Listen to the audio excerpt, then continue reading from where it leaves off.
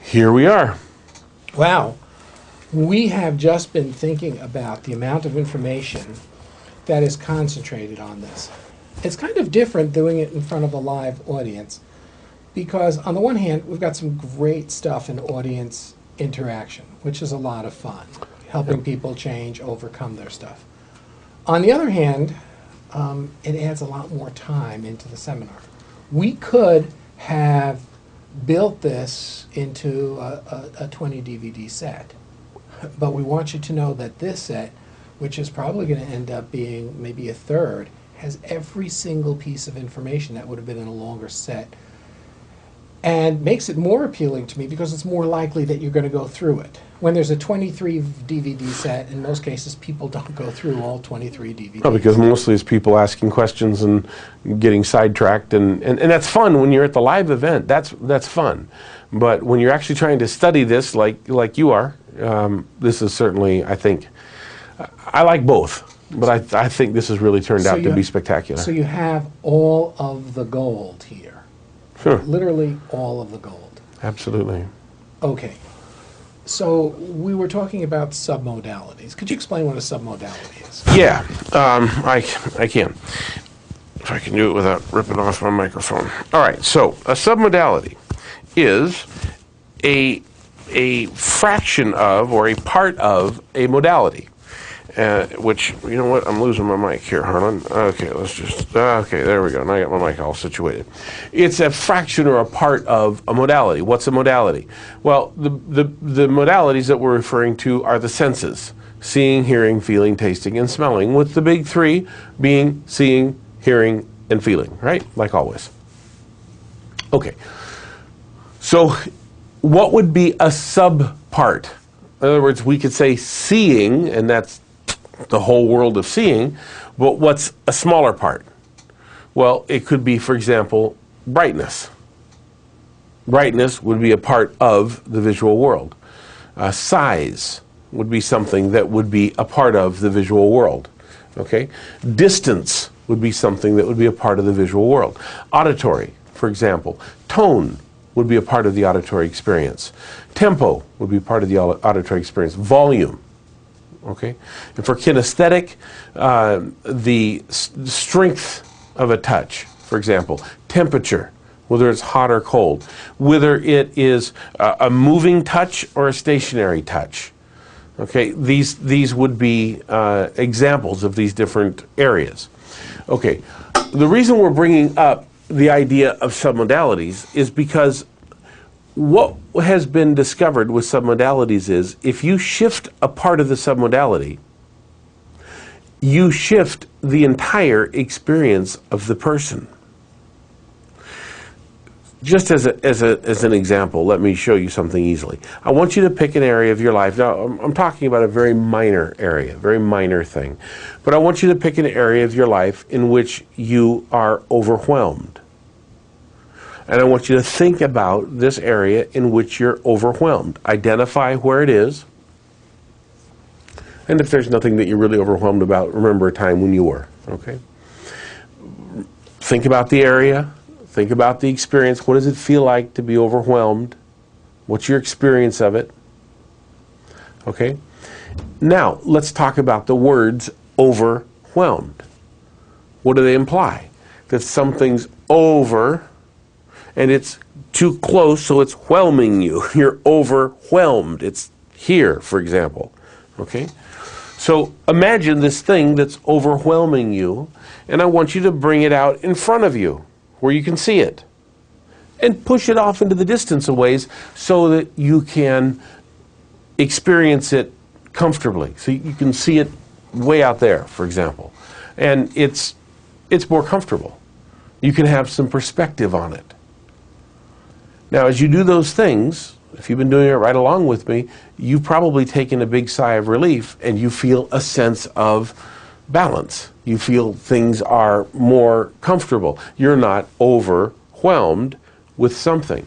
You've seen it with some perspective. You've taken it over the top of you and you've put it out maybe in front somewhere where you can see it clearly. And it makes it better. Even if you don't understand the whole situation at this moment, you're not feeling quite so bad. Shifting submodalities makes an entire shift in the behavior and the experience of the other person. So, for example, if a person says, I just don't feel real good when I think about that, you might just say, and what would happen if you would just dim that out altogether and focus brightly, add a bunch of real interesting experiences to the idea that what you once thought impossible now seems clear. You may find they go, wow, I hadn't thought of it like that, but yeah, you're absolutely right. But the beauty isn't in those words. That's a description of what's possible. The beauty is when you start doing it in metaphor. Harlan, with his doctorate degree in metaphor, is going to elaborate at this point much more deeply upon metaphor and how we can use this and other strategies with metaphor to be able to add to our unconscious persuasion that we've been building for you. Okay. If you were to ask me, if you were to say, Harlan, we're going to take away every NLP technique you've ever learned. You can't use them. You can't use rapport. You can't match predicates. You can't do body shifting, eye movements, none of that stuff. Out of all the things that you have, you can keep exactly one thing. What would it be? The answer to me would be therapeutic metaphor. If I had therapeutic metaphor, I can change anything. I agree with that. That's what I'd keep too. Change anything, change anyone. Because I have, gosh, how many years and how many cases of proof of producing unbelievable change in people by stories. And gosh, you know, when I think back on some of the stories and the things that I've done, things that shouldn't even be able to occur medically, but occurred through story, they're rather fascinating and it's rather remarkable. So let's talk about first what metaphor is. Metaphor is a situation that is similar to the real situation, but it's not the real situation. So if you were to talk about a real situation, another real situation, it may be too close to comfort. So if you have a husband and wife and they're coming to see you and they're arguing all the time and you say, well, this reminds me of another husband and wife who came in arguing, it's a little too obvious. And the wife was a real bitch. Right. The husband, what a jerk. I mean, yeah. It's not going to go real well.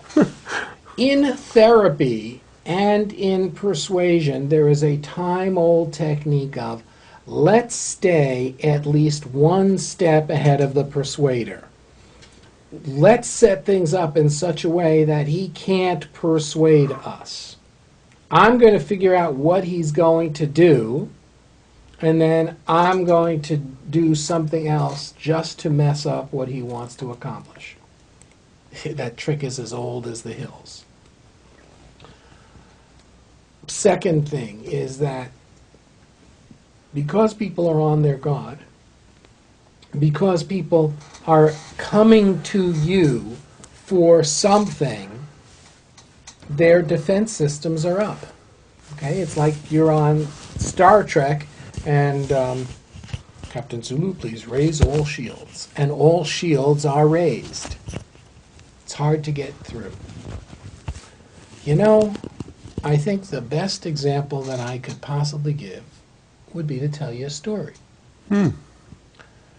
And this is a story that's not original. It's from David Gordon, one of the founders of NLP, and the author of the book Therapeutic Metaphors, which to this day remains my favorite NLP book.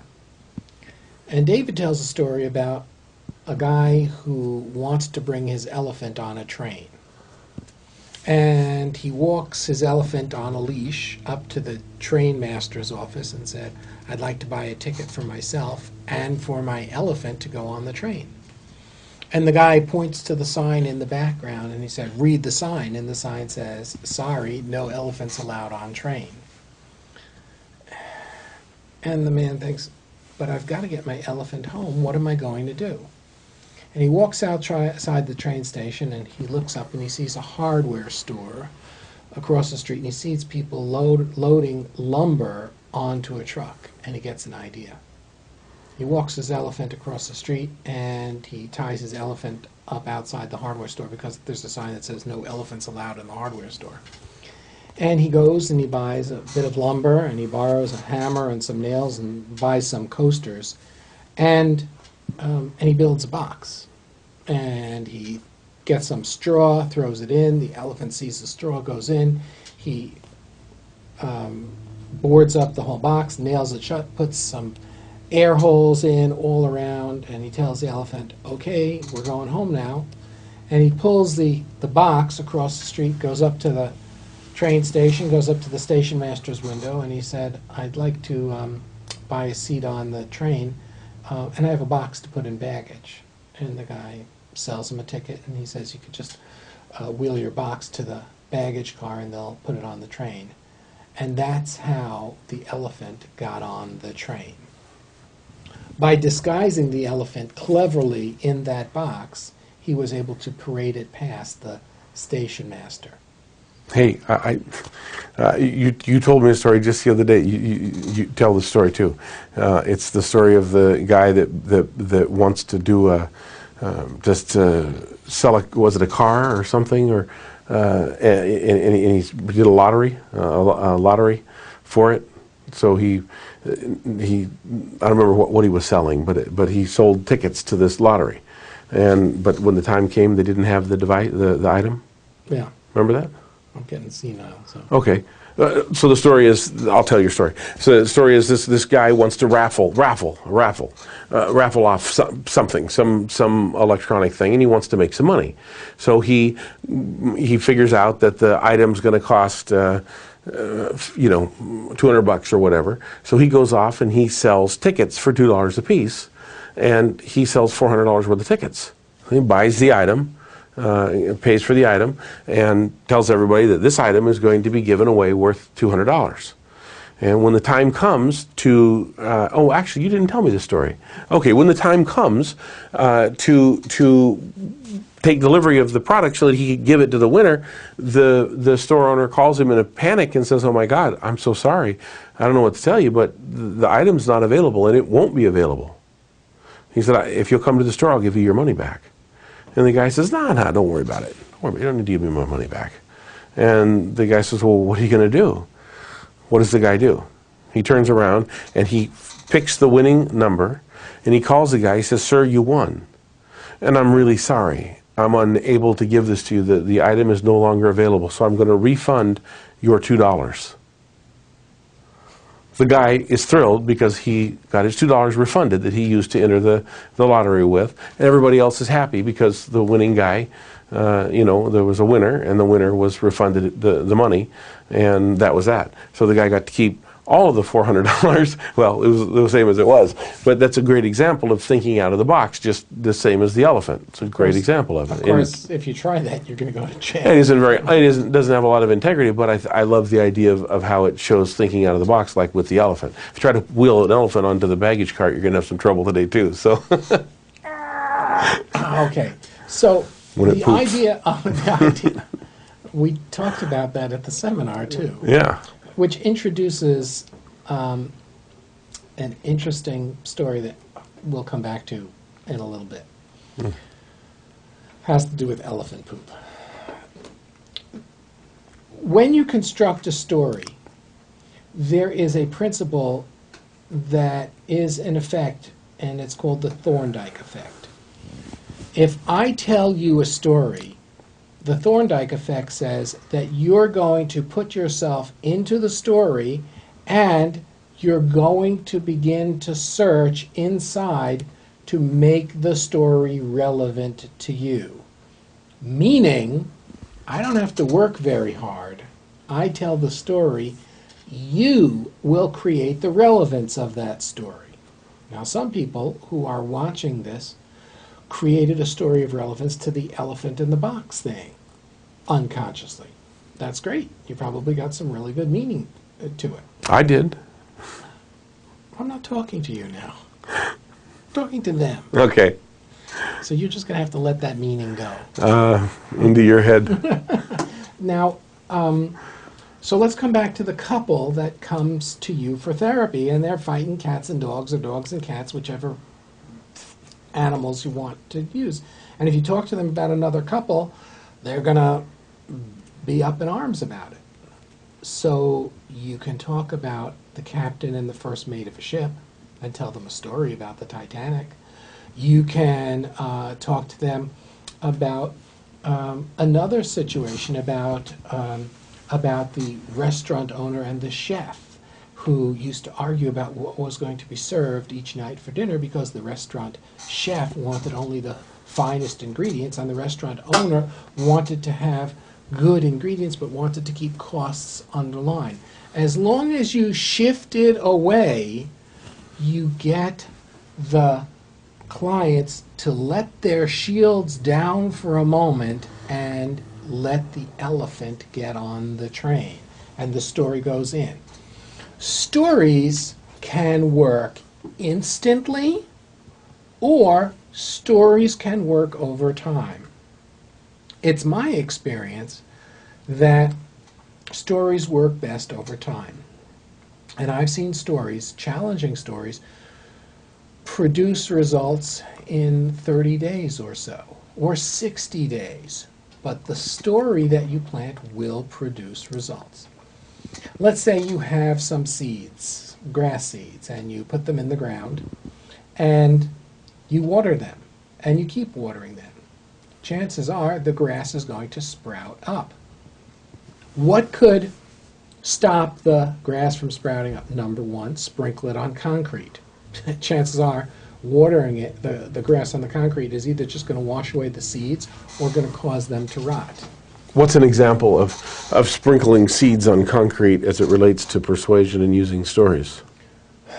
That would be... For example, telling someone a story that's irrelevant or doesn't have any related meaning. So the idea...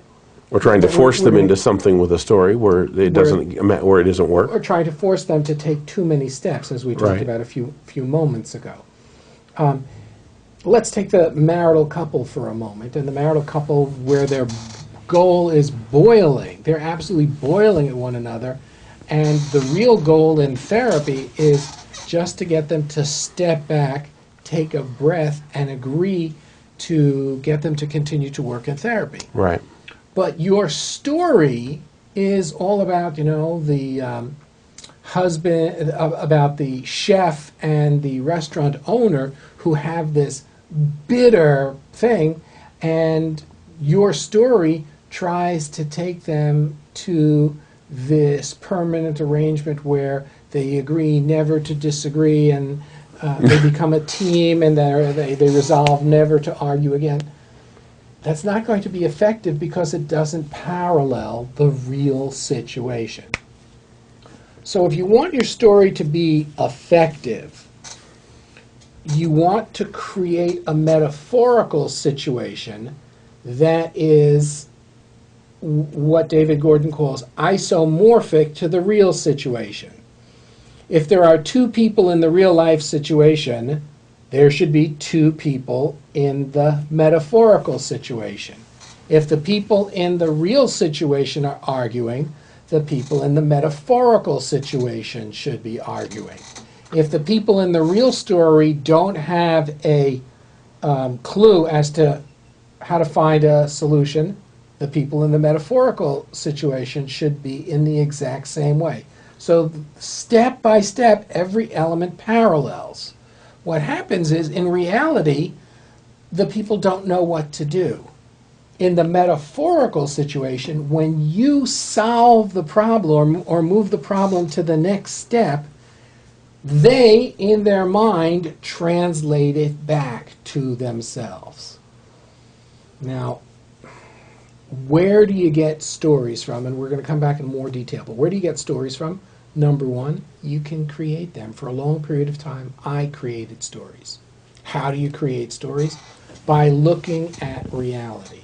So, for example, if I were talking to a married couple that was having difficulty, I might say, and this is parallels a conversation that Kenrick and I had a little bit earlier today, as we were talking about coffee. While we've been in this office, we've been drinking, while we've been here, we've been drinking lots and lots of coffee. We've been stopping at Starbucks in the morning and getting coffee, and then we come to the office, and Sandra, my assistant, has been making some really fantastic coffee. It comes from Earth Cafe in LA, if that means something to you. It's like the best coffee in the States. And so here's where I would begin. You know, I've been, you see me holding this cup of coffee. So in other words, I don't launch into, excuse me, I'm going to be right back. Don't go anywhere, but I'm just going to show you how I would do this in reality. Be right back. See, I'm here. Hope that was okay, because there's a reason for doing this. Is they tell me the situation about what's going on, and I might be holding my cup of coffee. Where's mine? Do you want to sip of mine? No. Okay.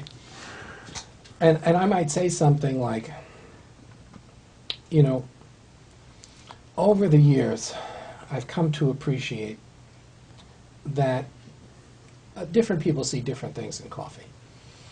If you go into a supermarket, you're going to see instant coffee. Instant coffee, you just open up the top of the jar, you got some hot water, take a spoon or two in, and you stir it up. And some people drink that and call that coffee. You know, to tell you the truth, I don't consider that coffee.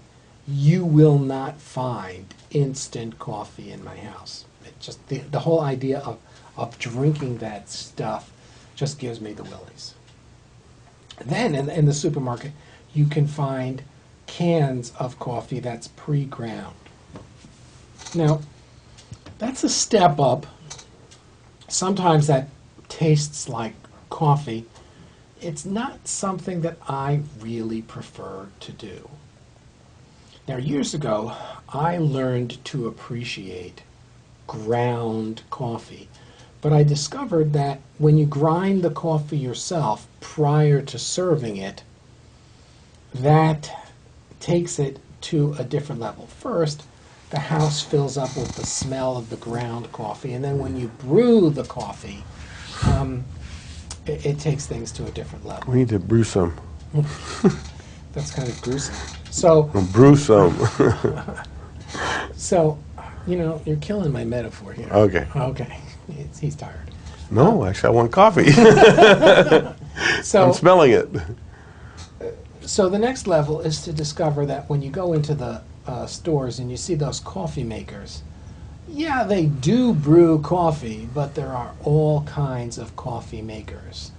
There are the kinds that really, you know, just like force the water through the coffee and it comes out and it doesn't taste as good as it should. And then there are the kinds of coffee that automatically grind the beans right before brewing. And I've discovered that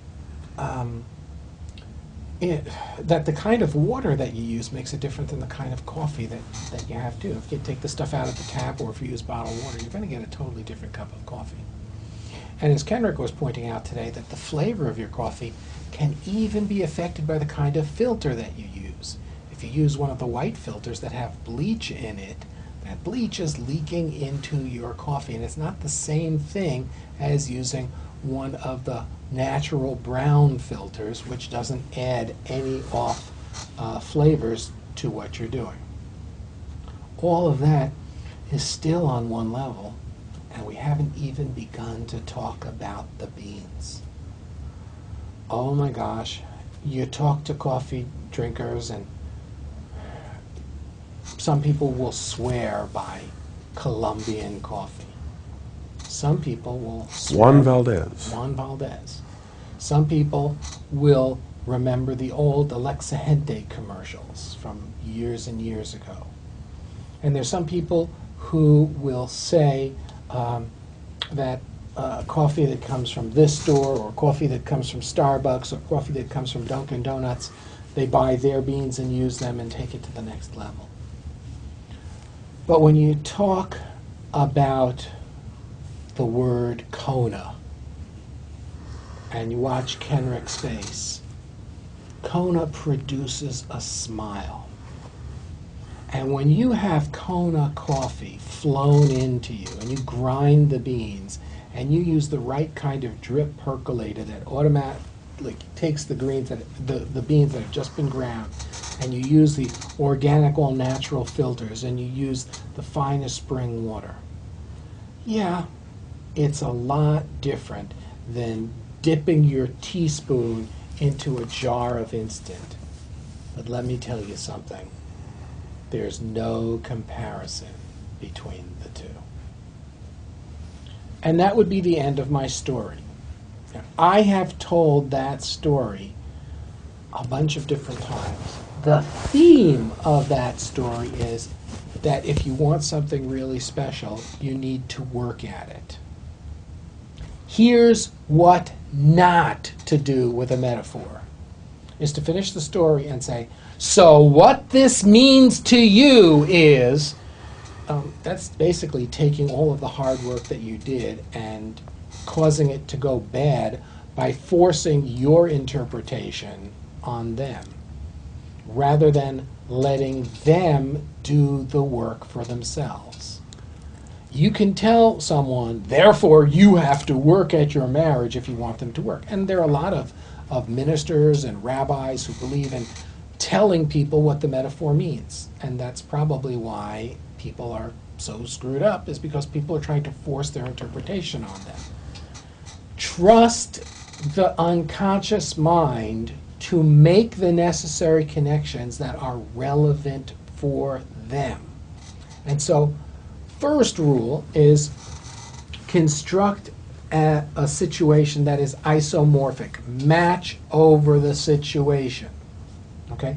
If I wanted to make that situation match the marriage situation, I could add another person to that story and have them discussing about which coffee is better, and having them come to the understanding together that when they work at the right kinds of coffee, it's a more enriching experience.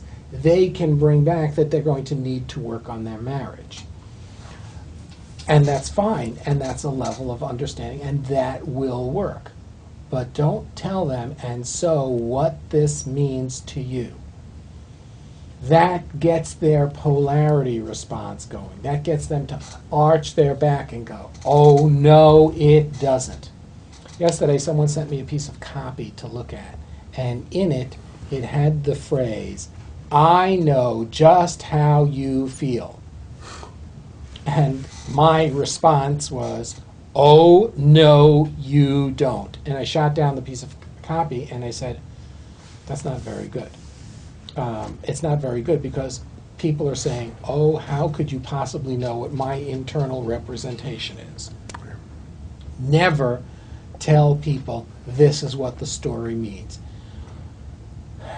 When you give the unconscious mind the ability to choose, they're going to choose something that's immediately relevant to them. What if, in our situation of the marriage that we were talking about, the husband and the wife each had an issue that they had to work on themselves first, and they were able to take that coffee metaphor and apply it to their own problem?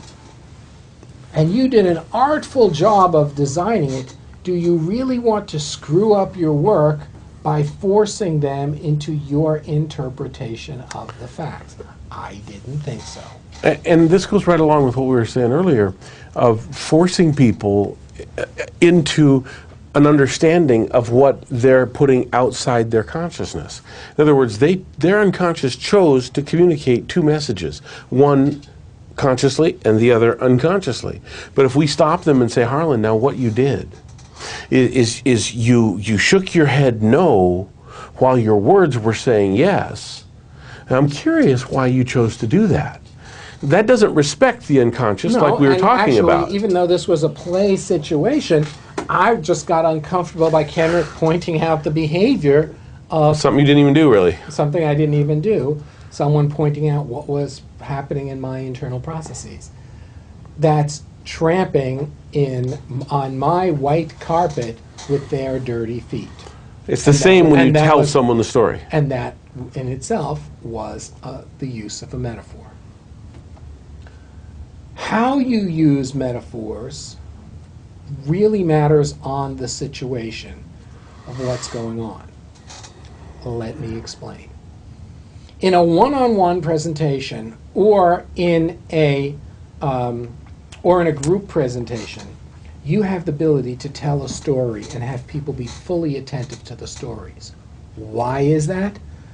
Because stories are in themselves an age regression technique to a time when everyone listened to stories and everyone, and that reminds me of a story, everybody in the room basically hushes up because of where this needs to go or where this is going to go. Oh, and I call that the everybody knows how to hear a story. You don't hear a story by going, wow, okay, now let me get prepared to write my notes. Okay, I think I'm ready for you. Let's hear your story. No, when you go to a theater, what do? Let's settle in and let's go into our story, into our trance story mode. Shields are lowered. Exactly. When you think about people who were great speakers, and this is not about politics, but people who are great speakers, there's no question that the president who was the actor became known as the great communicator. And the reason was, we're talking about Ronald Reagan, and the reason was because he knew how to tell and deliver a story. Now, when you're delivering your story, and you talk to little children, you don't tell the story like this. Once upon a time, there were two little bunnies, and the two little bunnies were playing together day and night. Once upon a time, there were two bunnies, and these two bunnies played so nicely together at times, but sometimes these two bunnies would argue with one another, and they didn't get along. Okay, so you've got to dress up your story, and the story that you tell needs to be appropriate. If you are making a financial presentation to a group of adults, senior citizens, and say, now one of the squirrels saved up all of their nuts for a rainy day. This was a smart squirrel. Right. They're going to get up and walk out of the room, or they're going to think, there is how long is this going to go on? Can we leave now? You need to make sure that your stories are appropriate. Now, there are probably people sitting and watching this going, I have no way of coming up with stories. If this was a therapeutic metaphor training, I would show you that that is incorrect. But for reasons of just moving things along, for reasons of expediency, here's what I've got to say about this. Number one is, I don't know if you've ever seen, there are these things called bookstores, okay? Barnes & Noble, Borders, Amazon.com. And there's a series called Chicken Soup for the Soul. And if you go, by the way, on Amazon.com. I just referred my coaching group to buy this. There's a chicken soup for every soul on the face of the planet. Right. Gosh knows how many there are in this series of Chicken Soup for the Soul things. And if you're really poor and you go onto Amazon, you can buy books as cheap as, like a cent, because people are trying to get rid of their book, and they're making the money on the postage. So, you know, they charge you $3.75 to send you a book that cost you a penny. I do it all the time. So it costs you $3.76 to get a book that's in new condition.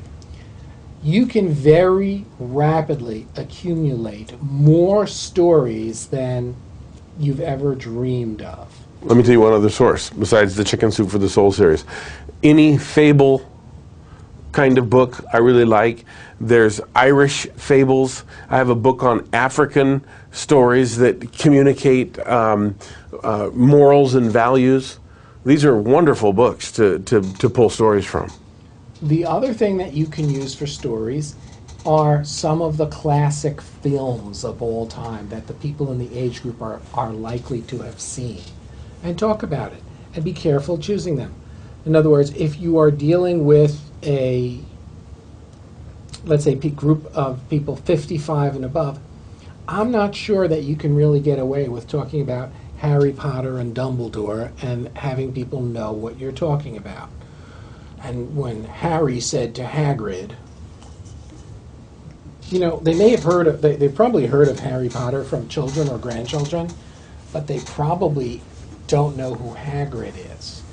Okay, but on the other hand, if you say, you know, in the Star Wars series or in the Star Trek series, remember Captain Kirk and Mr. Spock, and that becomes the story.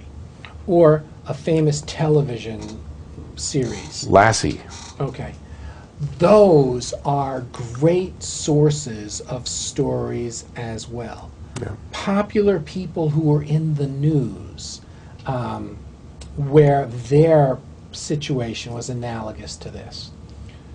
Typically, there are a number, you know, just as we talked before, that there are a number of criteria in any one niche, there are also only a limited number of stories out there in the universe. Now, you may say, what do you mean there are a limited number of stories? And the answer is there are basically a certain number of plots. If you get into telling stories, you will see that there are essentially between 20 and 30 plots that are out there. And those essential plots are repeated, explained, expanded upon. One of the most popular stories is what my friend Frank Kern calls Small Town Boy Makes Good. And he uses this story and literally beats it on the head until the people are good and thoroughly dead and convinced. And one of the stories that he talks about and that he used for selling a product was about his cousin Trey. Trey, if you're watching this, You're getting beat up every which way. At Mass Control 2, when I presented on my thing, I was warning Trey, you need to be in there because I'm going to make fun of you in my presentation. And he was all excited, and lo and behold, I begin, and Trey's not there. And I'm about to go to the section and talk to him about it. I go, Trey's not here. Everybody take out your phone and tweet Trey and say, at Trey Smith, you are a chicken. And Trey is downstairs in having lunch, and he decides to check his phone and goes onto Twitter and sees 200 people have just tweeted him saying, Trey Smith, you are a chicken. Dr. Kilstein is waiting for you. He charged into the room going, what in the world are you doing to me? And there really on good. The screen in front of me, I started to explain about mentally challenged Trey Smith, and the whole room, including him, started cracking up. He's a great guy, by the way. Trey's a great guy. Mentally challenged, but a great guy. We love you, Trey. So, how was Trey used? Trey was basically a struggling guy, barely making ends meet, learned how to do internet marketing from his cousin Frank Kern. Frank showed him some things to do. Trey turned out to have some really incredibly gifts and ended up making something like $3.5 million in his first 18 months online. That's impressive. But the reason that I'm telling you about mentally challenged cousin Trey is because he fits into the category of small town boy makes good. Now, the way Frank interprets that is that people are saying, well, if this guy, who's a regular guy, can make $3.5 million online, I should be able to make at least $100,000. Okay?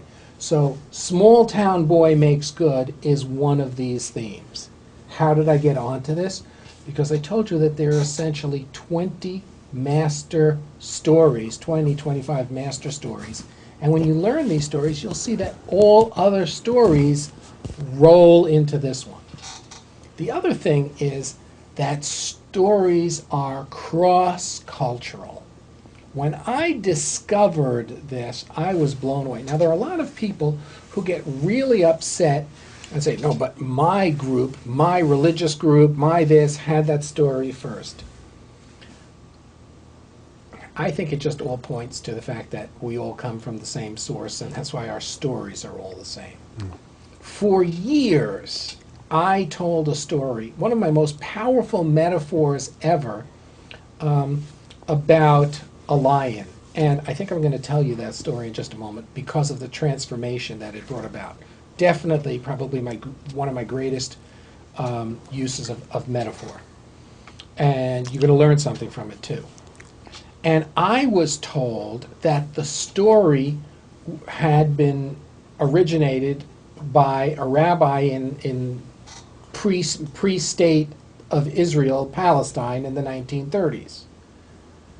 I was reading a book by Osho Rajneesh, who quoted the same story and attributed it to one of the students of the Buddha, which came place thousands of years before this rabbi in Free State of Israel, Palestine. So when you see something like that, and it's the same story, essentially, more or less, you realize how cultures all roll into one. So let me tell you about this story, and again, just give you the idea of the power of a story. A number of years ago, here in Florida, I was approached by a family whose a son in the family had gone away to Tennessee and joined a fundamentalist church. Now, we're not talking about somebody joining just a regular church. We're talking about someone who underwent an incredible personality transformation and joined not just a church, but one of the we're going to hold poisonous snakes up to our neck church, because these are the signs of all those who believe. And the family was kind of disturbed that their son was handling poisonous snakes and didn't think that it was quite safe. I don't know how that fits into your frame of the world. And they said, can you talk to him?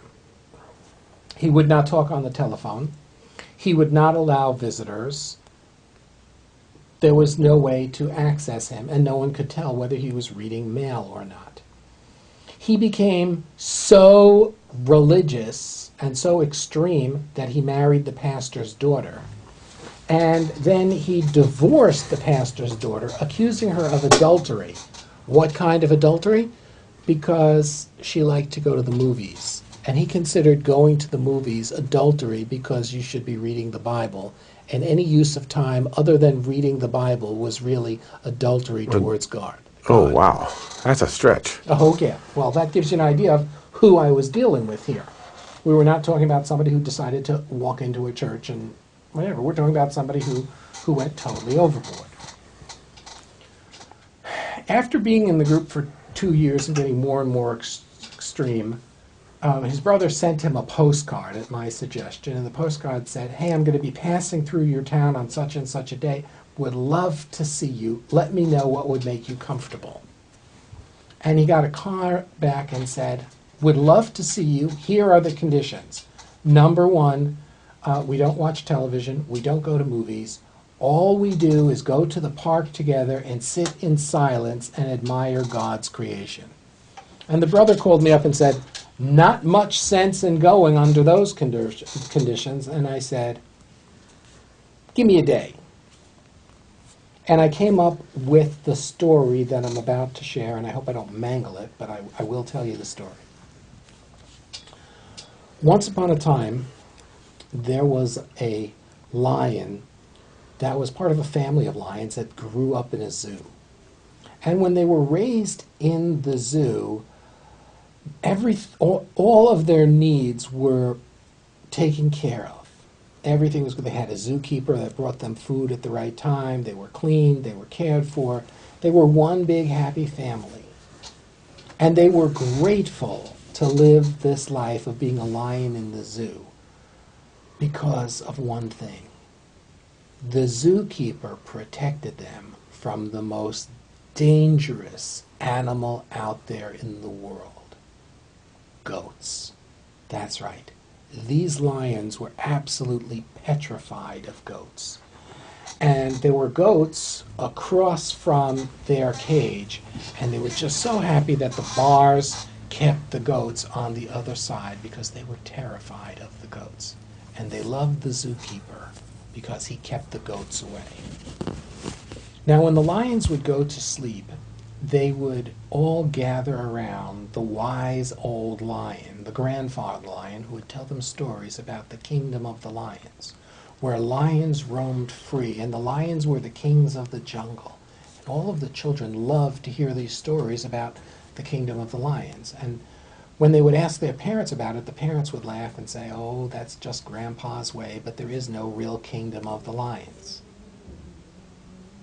But one lion believed these stories, and day after day he would listen to these stories and wonder where this kingdom of the lions was. He believed, and he would talk to Grandfather, and Grandfather would say, "Oh yes, there really is a kingdom of the lions, but it's far away. I remember coming here by boat. I don't remember how to get there, but I remember I came here by boat." Everyone went to sleep one night, and one of the zookeepers left the gate unlocked. All of the lions were petrified because the goats might get in. And they went as far away from the open gate as possible, except this young lion who said, "This is my opportunity to go to the kingdom of the lions." And he opened up the gate and he closed it and locked it so the goats wouldn't harm his friends. He made his way out of the zoo, using his sense of smell and trial and error. Sneaking in and out of back alleys, he went down to the docks and studied, and he saw a smell. He sensed a smell coming from one of the boats that reminded him of something he once smelled, of something that his grandfather once described, and he snuck onto that boat. He knew to go down to the bottom of the boat, where the boat made him sick and it was rocking. The boat left, and it was weeks and weeks and weeks, and he was absolutely starving when he got off the boat. When it landed, he was thin, he was emaciated, but he was alive.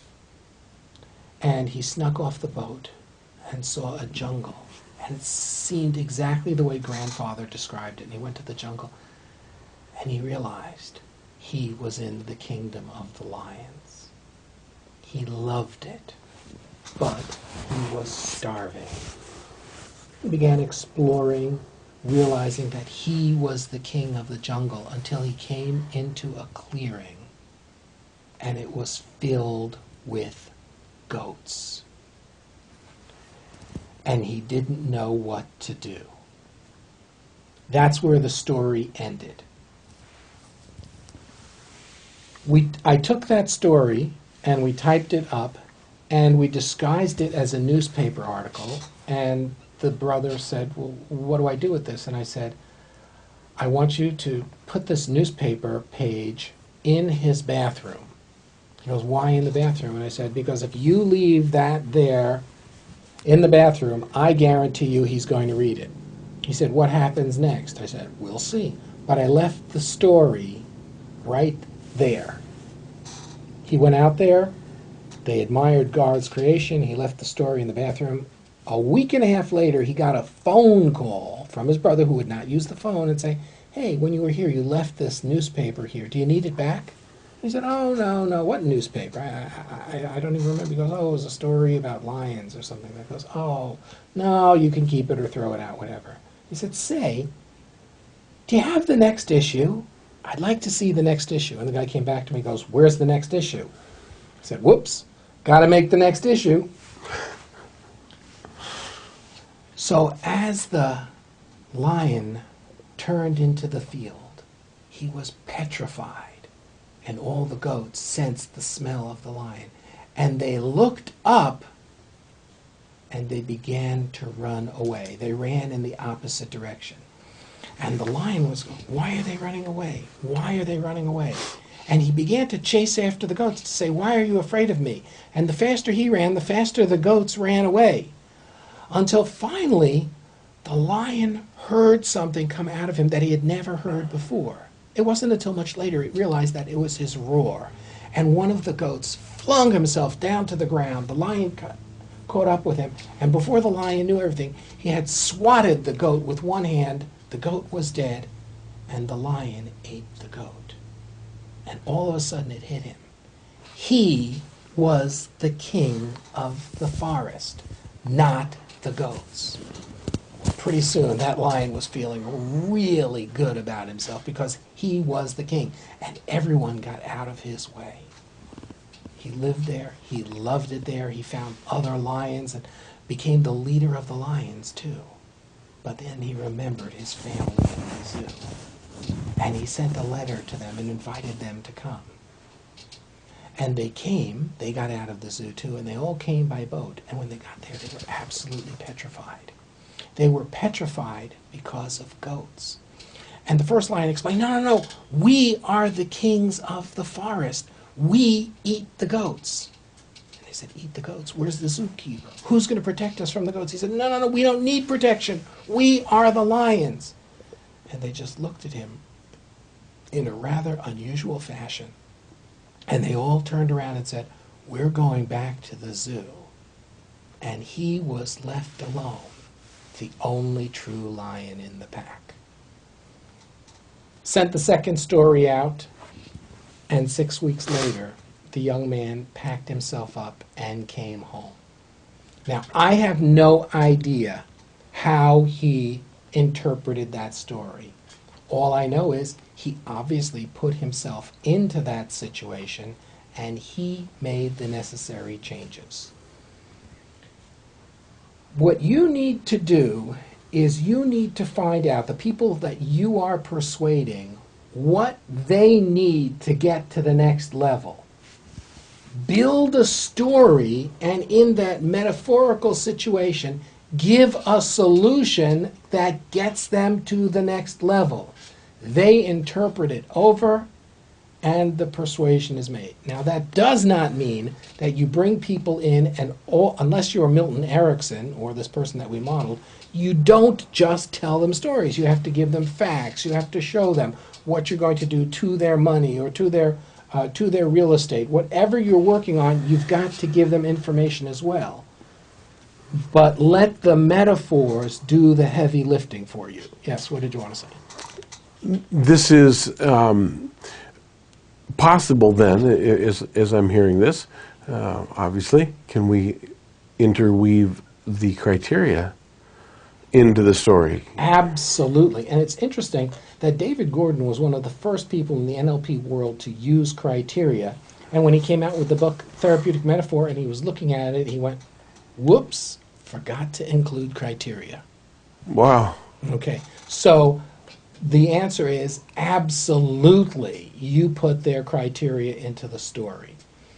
How long you can use the story depends on when you're presenting. If you are in a boardroom, you don't tell really long stories. Right. You use analogies, one-liners, and so forth. Mm-hmm. But we tell the story very often about Warren Buffett, who is, probably one of the greatest investment minds of the century.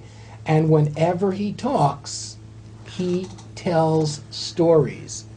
As a matter of fact, when he appeared in front of a Senate committee, the senators kept asking him questions, and he kept telling them stories. And finally, one of the senators was getting really annoyed and said, Mr. Buffett, when I ask you a question, I would appreciate an answer. And Buffett said, I'm giving you the straightest answers that I can possibly give. And his answers were all stories. That's brilliance. They even have books published of the stories of Warren Buffett.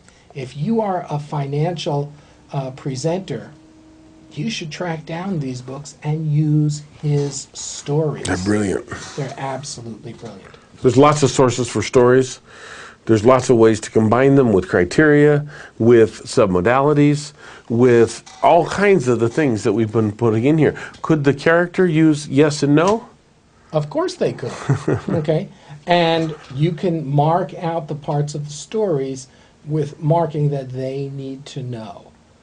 Again, some of my strongest sales letters have just been stories. One of the stories that I used was so effective. I never published this one, but it was so effective, and the guy made so much money so quickly that ClickBank slammed his account shut because he made something like $200,000 in a couple of hours, and ClickBank said, not ClickBank, PayPal said, "What's going on here?" And they froze his account with $200,000 in it. And he said, "Gosh, I don't even care, because if I did that once, I can do that again and again." And indeed, he did. This is somebody now who's a kid who makes 20 grand a month from just one of his websites. So he learned that very, very, actually it's 200 grand a month. He learned very, very quickly that he could just use stories in an extremely profitable fashion. We've gone through a lot of material, and in our next video, we are going to give you a tool that is going to take everything that we've taught you, build it on one on top of the other, and make you an outstanding, unstoppable selling machine. So go ahead, go find some sources of stories, go tell some stories, use these techniques, and let me tell you, you will start blasting past any kind of resistance that you have. And just in closing, let me just mention that here's a strategy I like to use myself. I've suggested my coaching club members do the same. Write down what you want your story to do. Write down what it was. I'd love to unpack that lion story. That is, I've heard it before, and I was mesmerized with it again, literally in my own world, hearing your story. It was beautiful and brilliant. But write down the one thing that you want to communicate. Look in the book that you found, or several. Find a story that's similar. Change it to suit your needs and write it. Then what you want to do is write it in an outline form, so that you can see the pieces of the story, okay, that work. And then you can practice telling it. When the time comes, you should be so good at the telling of it that, like Harlan, it just flows right from you. And you make that point very, very eloquently when you need to. So don't think that you can go look in the book, find a story, and tomorrow use it on somebody unless you've actually gone through these steps to help you to make it more effective. So we'll be back with you on the next DVD. Go to work, practice everything you've learned. See you then.